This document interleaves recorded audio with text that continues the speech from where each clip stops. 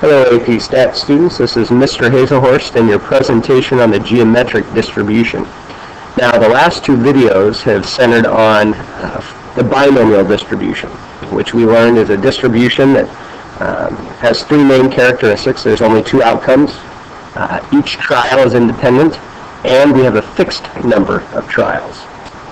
Today we're going to take one of those characteristics and we're going to change them slightly to fit what we refer to as a geometric distribution. So what I want to begin with is giving you an example of a geometric distribution problem, and I want us to compare this back to a binomial distribution. Okay? So here's our example question. It says you take a 15-question multiple choice quiz, 5 choices for each question, and completely forgot to study, so you decided to guess. What is the probability that you don't miss a question until number 5? Now, if we think through this in a binomial setting, let's see if it has all three characteristics. Okay? So first off, we have only two outcomes. You're either going to answer the question correctly, or you're going to answer the question incorrectly. Next, we have a fixed number of trials. There are only 15 questions on the multiple choice quiz. And finally, I think we could all agree that yes, this is independent. Each question will not affect the outcome of the other, and so we can go from there. Right now, where this question changes, all right, what makes this one different than binomial is look at what we're actually being asked. It says, what is the probability that you don't miss a question until number 5? If we think about that, what that means is we want something specific to happen. Right? We want to answer the first 4 questions correctly. Then we're going to miss question number 5, and we really don't care what happens on the remaining trials after that. Now, if you think back to the questions that we answered in terms of binomial settings, did we ever answer a question like this one? Of course, the answer would be no. If we even think about the binomial formula in and of itself, the binomial formula has that binomial coefficient, or a combination, factored into the formula. So it doesn't care about the specific order of things. It really doesn't care what happens in terms of when do you get a question right and when do you get a question wrong. What it cares about is how many out of the 15 do you get correct. And so our question here is a lot different. Again, what is the probability that you don't miss a question until number 5? Well, if you stop and think about this one, you should easily be able to answer this question by just applying the multiplication rule. And we're going to do that here in just a moment. But before we do that, I want to talk about the idea of the geometric distribution. What's different in a geometric distribution compared to the binomial distribution, and we're going to wait for my slide to catch up, there we go, is what's different here is a geometric distribution is used to find the probability that it takes a certain number of trials before we obtain a success. So we expect these, and I'm using this term loosely here, but we expect all these failures to happen, and then we finally have a success. And what's the probability that that's going to occur? Right? So again, we might have a setting that has a fixed number of trials, but we're not concerned about everything that's going to take place in all of those trials. So our characteristics in a geometric distribution, while being very similar to a binomial distribution, are slightly different. All right, so we still have situations where there's only 2 outcomes. We'll consider those in general success and failure. We're still going to have independent events. So that means that our probability of success, what we refer to as the variable p, is going to remain the same for every observation of trials. But finally, what's different here is that we don't have a fixed number of trials. The variable of interest is the number of trials that takes place before we experience that first success. So n could change from one question to the next, unlike the binomial distribution in the questions that we answered yesterday, where that would remain the same in a given situation. So let's go back to that. Well, before we do that, let's look at some examples, and I want you to determine, would these be considered geometric? All right, so we'll go through these pretty quickly. Flip a coin until you get a head. So does that meet all 3 of our characteristics? Number 1, we have only 2 outcomes, heads and tails. Number 2, we would consider all these events independent. And finally, we don't have a fixed number of trials, but we want to know how many would we have to go through before we flip a head. Okay? Second, roll a die until you get a 3. Well, again, we only have 2 outcomes. You either roll a 3 or you don't.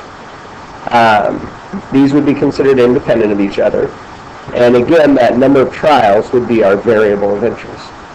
Number 3, draw cards from a deck without replacement until you get an ace. Well, we only have 2 outcomes, right? You either get an ace or you don't. But we know that phrase without replacement tells us that these are no longer independent events. So this third one would not be considered a geometric distribution. And finally, in basketball, shoot free throws until you miss. Well, again, we only have 2 outcomes. You're either going to make the shot or you're going to miss it. We would consider these independent of each other. And then finally, again, the variable of interest is the number of shots that would take place, the number of trials. So again, 1, 2, and 4 of this list would all be considered geometric. And number 3 would not because it's not independent. So let's go back to that question that we had up earlier about the multiple choice quiz where you just did some guessing. So again, we come back to this question. You take a 15-question multiple choice quiz, 5 choices for each question. You completely forgot to study, so you decided to guess. What is the probability that you don't miss a question until number 5? Okay? So again, I mentioned earlier, if you just think about this as a multiplication rule problem, you should be able to logic your way through how to answer this question. All right? So let's do that here. All right? So if we think about that, if we don't want to miss a question until question number 5, all right, well, that means what's going to happen on the first question? Well, we need to get it correct. All right, what's the probability that we get the first question correct? Well, we know that's 1/5. All right, what's going to happen on the second question? Well, again, we want to get it correct because we don't want to miss until question number 5. Same for question 3 and same for question 4. So the first 4 questions we want to answer correctly. In this case, we are considering missing the question a success. Now, I know that might be backwards in your test-taking mind, but again, just the way the question is worded, a miss is considered a success. We use those terms success and failure in very general terms when we're thinking probability. So we go 1/5 times 1/5 times 1/5 times 1/5, and then what do we want to have happen on the 5th question? Well, now we want to miss it. And the probability of missing the question is 4/5. And again, we're just going to simply multiply all of those values together. It's just a simple multiplication rule. So if we do that, we come up with 4 out of 3,125. So that would be your probability. If you guess on a 15-question multiple choice quiz, where there's 5 choices for each question, the probability that you get the first 4 correct is only 4 out of 3,125. So great odds, right, for all those who don't study for multiple choice questions. Okay? So let's kind of define this in formula form now. So this is what we refer to as the geometric PDF formula. Okay? Now if you break down this formula, basically, again, it's just an extension of the multiplication rule probability. All right? We're taking the complement of the probability of success. So basically we're taking the probability of failure and we're raising it to the n-1 power. Remember, n is going to be the number of trials that we want to take place before we experience a success. Okay? And then we multiply that by p, which is just the probability of success. We're only going to have 1 success. If we go back and compare that to the problem that we just did, this is the exact same formula that we used, right? We have the complement of the probability of success, 1/5. We have it 4 times.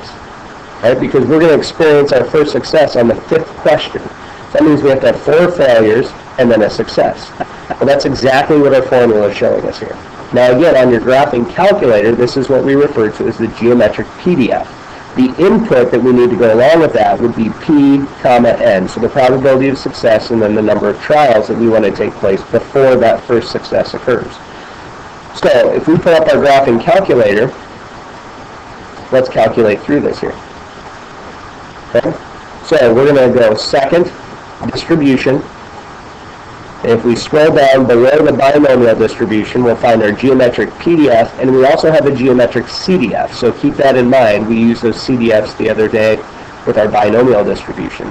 So in this case, I want to choose the geometric PDF. Our probability of success was, again, remember we were considering missing a question a success. was 4/5, or 0.8. And our probability, or excuse me, the number of trials, we wanted that first success, or we wanted to miss that first question to occur on question number 5. So that'll be our n value. We press enter, and you can see this is the same thing as 4 divided by 3,125, which was what we found when we multiplied out just the fractions. Okay? So that geometric PDF, again, works in those situations where we're being very specific about just one setting, all right? Now, the other thing that I want you to be aware of is how to find the mean and then also the standard deviation of the geometric distribution. Now, these formulas are not written in your gold packet, so I would recommend that you grab your gold packet and put these somewhere in there. So, first off, the formula for the mean. The formula for the mean is just simply 1 divided by p. Now, if we look at that, all it is the reciprocal of the probability of success. And you might wonder how they came up with this formula, but it's really kind of common sense. If I just ask you some simple geometric questions, how many heads would you, how many times would you expect to have to flip a coin before you flipped a head? Well, most of you probably say, well, 2. Right? Where'd you come up with that? What's the reciprocal of 1/2, which is the probability of flipping a head? If I ask you how many times you would expect to roll a dice before you rolled a number 3, you might say 6. Where'd you come up with that? Again, it's the reciprocal of the probability of rolling a 3. 1/6 reciprocal is 6. Right? We would think on average, well, that's how many times we'd expect to roll a die before we came up with a 3. Okay? Now, the formula for the variance isn't something that we're going to use very often, but it is something to be aware of. It might make a good multiple choice question on your test. All right, so the variance in a geometric distribution is just simply 1 minus p, so the probability of failure, divided by the probability of success squared. Now remember, if I want to find the standard deviation of this, I then need to take the square root of that value. Okay? So keep in mind, again, the formula that they're giving us in the box is the variance. And we always take the square root of the variance to get the standard deviation. So something to keep in mind there. Okay? So let's take a look at a couple of example problems now. We'll put your graphing calculator to use and just give you some examples of these geometric settings. Okay? So it says a 78% free throw shooter is practicing free throws. What is the probability that the player will make 10 shots before they miss? Now, a couple of things that we always need to take into consideration in any of these questions is, first off, what are we considering a success in this problem? And in this problem, we're considering that they miss the shot a success. Now, again, I know that might seem backwards, but we use those terms success and failure just in very general terms in probability settings. Okay? So again, we're going to consider them missing the shot a success. So our p-value would be the probability that they miss, not the probability that they make it. The second thing that we need to consider is how many shots are they going to make, all right, when that, or how many shots are they going to take when that miss occurs. So when we read this question, what is the probability that the player will make 10 shots before they miss? All right, our number of trials is not going to be 10, but 11. All right, they're going to make 10 shots, and then on the 11th shot, they're going to miss. So as we think through this problem, our p-value would be 0.22. That's the probability of failure, or excuse me, the probability of success. And our n value would be 11. So if we want to set this up in just a simple multiplication rule formula, right, the geometric probability formula, all right, we're going to take 0.78, which is the probability that they make it, which again we're considering a make a failure in this case. We're going to take 0.78 and raise it to the 10th power because we want to have 10 made shots and then a miss. And the probability of a miss would be 0.22. Okay? So if you wanted to, we can enter this into our graphing calculator. So we just go 0.78. I'm going to raise that to the 10th power. Now I'm going to throw some parentheses in here just to help separate things out. So 0.78 to the 10th power, and then we'd multiply that by 0.22. All right, we could also use the geometric PDF. So if we pull that out, second bar button, scroll down to the geometric PDF. All right, now again, remember the input for this, and you might want to write this in your gold packet just to keep it separate because it is different than the input that we use in the binomial distribution. But we're going to put our probability of success first, which again, success is 0.22, and then our number of trials, which would be 11. We'll press enter, and you can see either way we come up with the same probability, which we shouldn't be shocked by that. They're both using the same formula. Okay? So whether you want to use the multiplication rule or you want to use the geometric PDF built into your graphing calculator, either way that'll work out the same. Okay? So now the question is, what is the probability that the player will make less than 10 shots before they miss? Okay? So let's think about that phrase, less than 10. All right, we know this is not going to be a PDF because it's not exactly one thing. We have multiple values that would satisfy this situation. Less than 10 would mean any number from 0 to 9. Okay? So we're going to make less than 10 shots before they miss. Okay? So when we think about less than 10 before they miss, all right, at a maximum, when would that, what shot would that miss occur? Well, it would have to occur at a maximum at shot number 10. Okay? So this is where that CDF comes into play. So if I wanted to do this using the multiplication rule, that means I'd need to find the probability that they miss the first shot, or the second, third, fourth, fifth, sixth, seventh, eighth, and ninth. We'd have to add all those together. Well, again, this is where the CDF comes into play, and makes our life a little bit easier here. So if we use the geometric CDF in this problem, so we'll go second distribution, scroll down to geometric CDF. Again, our probability of success, we're considering a miss, a success, is 0.22. And then, again, we want to have, at a maximum, that first miss is going to occur at shot number 10.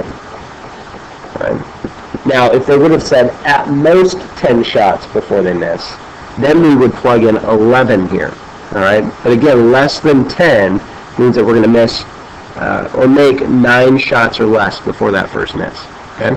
So we go ahead and press enter, and here's our probability. So we can see there's almost a 92% chance that they're going to miss a shot in less than 10. And we're not surprised by that, again. They're a 78% free throw shooter. So if you think through the odds, that should kind of make sense a little bit there. All right? So last question here. How many shots should we expect them to make before they miss? Well, anytime we see that phrase expect, all right, we want to think of the mean. Remember, that's the expected value.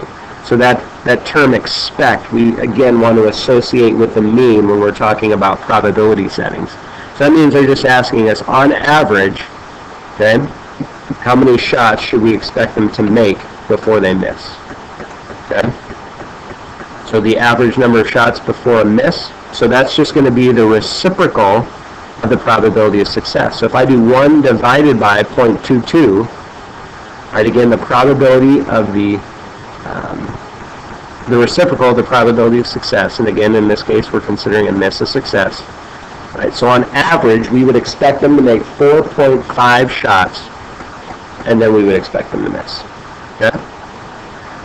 So that's our geometric setting. Now again, if we compare these two, the geometric and the binomial real quick, right, remember what they have in common. Both distributions have only 2 outcomes, and both deal with independent events. But what's different between the two is when it comes down to that number of trials. All right? In a geometric setting, the variable of interest is that number of trials. All right? What's the probability that we have to go through a certain number of trials before we experience a miss? All right? On the binomial distribution, the variable of interest is x, or the number of successes. How many successes are we going to have take place within a fixed number of trials? All right, so as we deal with these two questions mixed up together, again, that's how we're going to tell the difference between them. Is the variable of interest the number of trials, or is it the number of successes within a fixed number of trials? All right? So again, as always, I want to encourage you to fill out the form at the bottom of the video. This is going to let me know that you watched through things. This is also your opportunity to communicate with me your understanding of the material, as well as jot down any questions that you might like me to address in greater detail in class. So thanks for watching, and everybody have a great day.